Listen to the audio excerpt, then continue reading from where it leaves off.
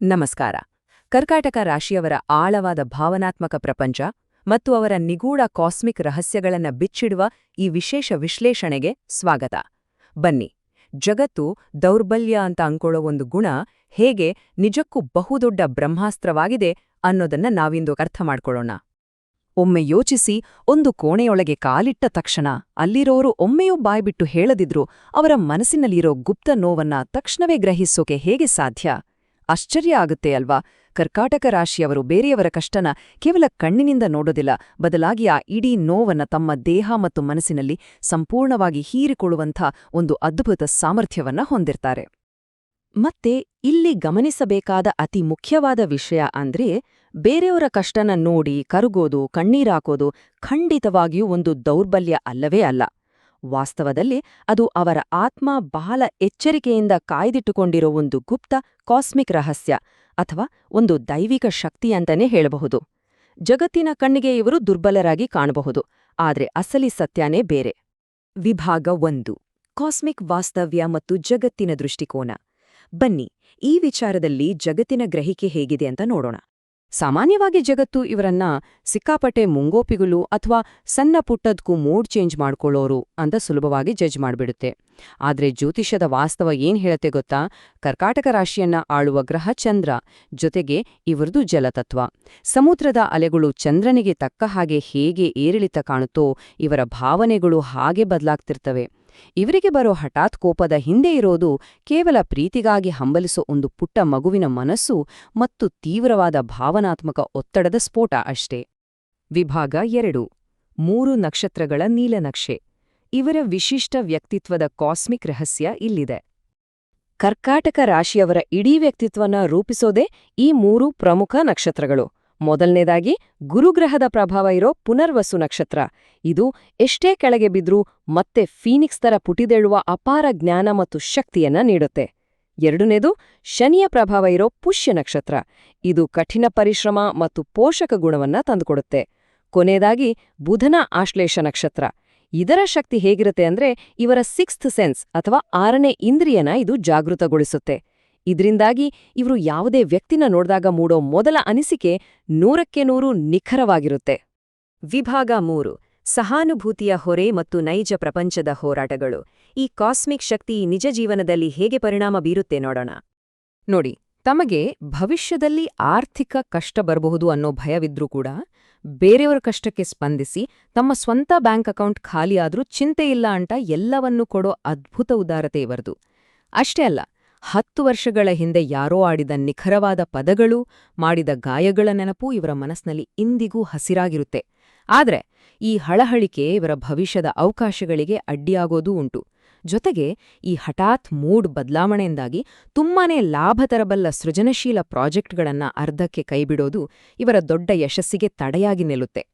ಹಾಗಾಗಿ ನಾವಿಲ್ಲಿ ಅರ್ಥ ಮಾಡ್ಕೊಳ್ಬೇಕಾದ ಅತ್ಯಂತ ಪ್ರಮುಖ ಅಂಶ ಏನಂದ್ರೆ, ಇವರು ಅತಿಯಾದ ಭಾವನೆಗಳಿಂದ ದಣಿದಾಗ ಸಂಪೂರ್ಣವಾಗಿ ಮೌನಕ್ಕೆ ಶರಣಾಗ್ತಾರೆ.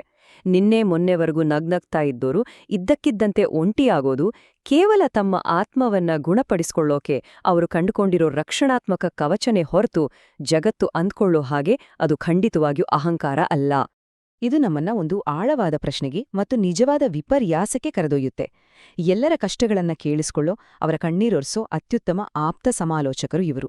ಆದ್ರೆ ಮಧ್ಯರಾತ್ರಿಯಲ್ಲಿ ತಾವೇ ಒಂಟಿಯಾಳಿ ಕಣ್ಣೀರಾಕುವಾಗ ಅವರಿಗೆ ಸಾಂತ್ವನೆ ಹೇಳಲು ಈ ಜಗತ್ತಿನಾಗಿ ಒಬ್ಬನೇ ಒಬ್ಬ ವ್ಯಕ್ತಿಯೂ ಇರೋದಿಲ್ಲ.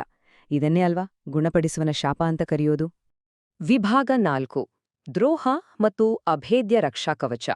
ಆಳವಾದ ನಂಬಿಕೆ ಹೇಗೆ ದ್ರೋಹವಾಗಿ ಬದಲಾಗುತ್ತೆ ಅಂತ ಗಮನಿಸೋಣ.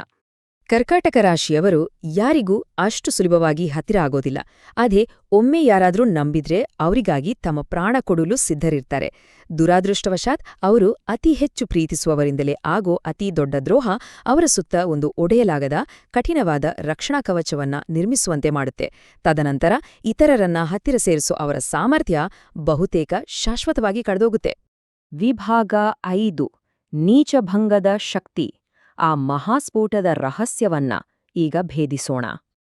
ಕರ್ಕಾಟಕ ರಾಶಿಯವರ ಸಹನೆಯ ಮಿತಿಯನ್ನ ಯಾರಾದರೂ ಸಂಪೂರ್ಣವಾಗಿ ಮೀರಿದಾಗ ನಿಖರವಾಗಿ ಏನಾಗತ್ತೆ? ಜ್ಯೋತಿಷ್ಯದಲ್ಲಿ ಇದನ್ನೇ ನೀಚಭಂಗ ರಾಜಯೋಗ ಅಂತ ಕರೆಯೋದು. ತೀವ್ರ ದ್ರೋಹವಾದಾಗ ಅವರು ರಸ್ತೆಗೆ ಬಂದು ಜಗಳವಾಡೋದಿಲ್ಲ ಅಥವಾ ಕೂಗಾಡೋದಿಲ್ಲ. ಬದಲಾಗಿ ಅವರು ಕಲ್ಲಾಗ್ತಾರೆ ಮತ್ತು ಆ ವ್ಯಕ್ತಿಯ ಜೀವನದಿಂದ ಶಾಶ್ವತವಾಗಿ ಕಣ್ಮರೆಯಾಗ್ತಾರೆ. ಆ ನಿಗೂಢ ಮೌನದ ಹಿಂದೆ ಒಂದು ದೊಡ್ಡ ಪ್ರಳಯವೇ ಅಡಗಿರುತ್ತೆ ಮತ್ತು ಅದು ಮುಂದೆ ಅತೀ ದೊಡ್ಡ ಯಶಸ್ಸಿನ ಸ್ಫೋಟಕ್ಕೆ ಕಾರಣವಾಗತ್ತೆ. ವೈದಿಕ ಜ್ಯೋತಿಷ್ಯದ ಪ್ರಕಾರ ಇಲ್ಲಿ ಕೋಪ ಮತ್ತು ಹೋರಾಟದ ಗ್ರಹವಾದ ಮಂಗಳ ದುರ್ಬಲವಾಗಿರ್ತಾನೆ. ಆದರೆ ಇವರ ಈ ಮೌನ ಸ್ಥೈರ್ಯವೇ ಒಂದು ಕಾಸ್ಮಿಕ್ ವೇಗವರ್ಧಕವಾಗಿ ಕೆಲಸ ಮಾಡುತ್ತೆ. ಯಾವುದೇ ಪ್ರತಿಕ್ರಿಯೆ ನೀಡದಿರುವ ಇವರ ಈ ದೃಢ ನಿರ್ಧಾರ ಅವರನ್ನ ಕಡೆಗಣಿಸಿದವರೇ ದಂಗಾಗಿ ನೋಡುವಂತಹ ದಿಢೀರ್ ಮತ್ತು ಬೃಹತ್ ಯಶಸ್ಸಾಗಿ ಒಂದು ಸ್ಫೋಟಕ ಶಕ್ತಿಯಾಗಿ ಮಾರ್ಪಡುತ್ತೆ. ವಿಭಾಗ 6 2026ರ ಸುವರ್ಣ ಯುಗ. ಬನ್ನಿ ಇದರ ಭವಿಷ್ಯದ ಸಕಾರಾತ್ಮಕ ಬದಲಾವಣೆಗಳತ್ತ ಬೆಳಕು ಚೆಲ್ಲೋಣ. ಭವಿಷ್ಯದತ್ತ ಕಣ್ಣಾಡಿಸಿದರೆ ಪ್ರಸ್ತುತ ಕಾಡುತ್ತಿರುವ ಅಷ್ಟಮ ಶನಿಯ ಕತ್ತಲೆ ಈಗ ಸಂಪೂರ್ಣವಾಗಿ ಸರಿಯುವ ಹಂತದಲ್ಲಿದೆ. ಮುಂಬರುವ ತಿಂಗಳುಗಳಲ್ಲಿ ಗಜಕೇಸರಿ ಮತ್ತು ಚಂದ್ರಬುಧ ಯೋಗಗಳು ಸೇರಿ ಅವರ ಸಾಮಾಜಿಕ ಗೌರವ ಮತ್ತು ಆರ್ಥಿಕ ಸ್ಥಿತಿಯನ್ನ ಉತ್ತುಂಗಕ್ಕೆ ಏರಿಸಲಿವೆ. ಮತ್ತು ಅಂತಿಮವಾಗಿ ಜೂನ್ 2026ರ ಹೊತ್ತಿಗೆ ಉಚ್ಚ ಗುರುವಿನಿಂದ ಸೃಷ್ಟಿಯಾಗುವ ಹಂಸಯೋಗ ಅವರ ಕಳೆದುಹೋದ ಎಲ್ಲಾ ಗೌರವವನ್ನ ಮರಳಿ ತಂದುಕೊಟ್ಟು ಒಂದು ನೈಜ ಸುವರ್ಣ ಯುಗ ಮತ್ತು ಮರುಹುಟ್ಟಿಗೆ ಮುನ್ನುಡಿ ಬರೆಯಲಿದೆ. ವಿಭಾಗ 7 ಎಚ್ಚರಿಕೆಗಳು ಮತ್ತು ಆಧ್ಯಾತ್ಮಿಕ ಪರಿಹಾರಗಳು. ಈ ಯಶಸ್ಸನ್ನ ಕಾಯ್ದುಕೊಳ್ಳಲು ಏನ್ ಮಾಡಬೇಕು? ಆದರೆ ಮುಂಬರುವ ಈ ಸುವರ್ಣ ಯುಗದತ್ತ ಸಾಗಲು ಒಂದು ಬಲವಾದ ಆಧ್ಯಾತ್ಮಿಕ ರಕ್ಷಣೆ ಕೂಡ ಅಷ್ಟೇ ಅಗತ್ಯವಾಗಿದೆ. ಜಾತಕದ 8ನೇ ಮನೆಯಲ್ಲಿರುವ ರಾಹು ಹಠಾತ್ ಬದಲಾವಣೆಗಳನ್ನ ಮತ್ತು ಬೆನ್ನ ಹಿಂದೆ ನಡೆಯುವ ಗುಪ್ತ ರಾಜಕೀಯ ಸಂಚುಗಳನ್ನ ತಂದೊಡ್ಡಬಹುದು. ಈ ಅಡೆತಡೆಗಳಿಂದ ಪಾರಾಗಲು ಮತ್ತು ತಮ್ಮ ಯಶಸ್ಸನ್ನ ಕಾಯ್ದುಕೊಳ್ಳಲು ನಿರಂತರವಾಗಿ ಶಿವನ ಆರಾಧನೆ ಹಾಗೆಯೇ ಹನುಮಾನ್ ಚಾಲೀಸಾವನ್ನ ಪಠಿಸುವುದು ಅತ್ಯಗತ್ಯ ಅಂತ ಮೂಲಗಳು ಸ್ಪಷ್ಟಪಡಿಸುತ್ತವೆ. ಈಗ ನಾವು ಈ ವಿಶ್ಲೇಷಣೆಯ ಅತ್ಯಂತ ಭಾವನಾತ್ಮಕ ಘಟ್ಟಕ್ಕೆ ಬಂದಿದ್ದೇವೆ. ಕಣ್ಣೀರು ದೌರ್ಬಲ್ಯವಲ್ಲ, ಅದೊಂದು ದೈವಿಕ ಶಕ್ತಿ. ಹೌದು, ಕೇವಲ ಸ್ವಾರ್ಥ ತುಂಬಿರೋ ಈ ಜಗತ್ತಿನಲ್ಲಿ ಬೇರೆಯವರ ಕಷ್ಟಕ್ಕಾಗಿ ಮಿಡಿಯೋ ಹೃದಯ ಇದೆಯಲ್ಲ, ಅದು ಅವರೊಳಗಿನ ದೈವಿಕ ಅಂಶದ ಸಂಕೇತ ಅನ್ನೋದನ್ನ ಇದು ಪ್ರಬಲವಾಗಿ ನೆನಪಿಸುತ್ತೆ. ಮತ್ತು ಇಲ್ಲೊಂದು ಅಂತಿಮ ಮಾರ್ಗದರ್ಶನ ಕೂಡ ಇದೆ. ಕರ್ಕಾಟಕ ರಾಶಿಯವರು ತಮ್ಮೊಳಗಿನ ಆ ಜ್ವಾಲಾಮುಖಿಯಂತಹ ಶಕ್ತಿಯನ್ನ ಒಪ್ಕೊಳ್ಬೇಕು. ಯಾರು ನೋಯಿಸಿದ್ದಾರೋ ಅವರನ್ನ ಸಂಪೂರ್ಣವಾಗಿ ಕ್ಷಮಿಸ್ಬಿಡಬೇಕು. ನಿಜ, ಅದೇ ಯಾವುದೇ ಕಾರಣಕ್ಕೂ ಭವಿಷ್ಯದಲ್ಲಿ ಅವರಿಗೆ ಮತ್ತೆ ಜೀವನದಲ್ಲಿ ಮರಳಿ ಪ್ರವೇಶಿಸಲು ಅವಕಾಶ ಮಾತ್ರ ನೀಡಲೇಬಾರದು. ಇದು ನಮ್ಮನ್ನ ಒಂದು ಅಂತಿಮ ಹಾಗೂ ಆಳವಾದ ಪ್ರಶ್ನೆಗೆ ತಂದು ನಿಲ್ಲಿಸುತ್ತೆ.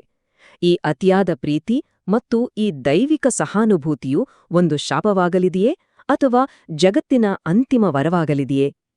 ಈ ಕಾಸ್ಮಿಕ್ ಉಡುಗೊರೆಯ ಅಪಾರ ಶಕ್ತಿ ಮತ್ತು ಭವಿಷ್ಯದ ಕುರಿತು ಯೋಚಿಸುತ್ತಾ ನಮ್ಮ ಇಂದಿನ ಈ ವಿಶ್ಲೇಷಣೆಯನ್ನ ಮುಕ್ತಾಯಗೊಳಿಸೋಣ. ಎಲ್ಲರಿಗೂ ಧನ್ಯವಾದಗಳು.